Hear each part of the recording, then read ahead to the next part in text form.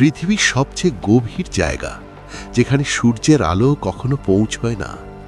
প্রশান্ত মহাসাগরের বুকে লুকিয়ে আছে এক অন্ধকার গহ্বর, মারিয়ানা ট্রেঞ্চ। এর গভীরতা প্রায় 11 কিলোমিটার। ভাবতে পারো, যদি মাউন্ট এভারেস্টকে সেখানে ফেলে দেওয়া হয়, তবুও শীর্ষটা পানির নিচেই ডুবে থাকবে।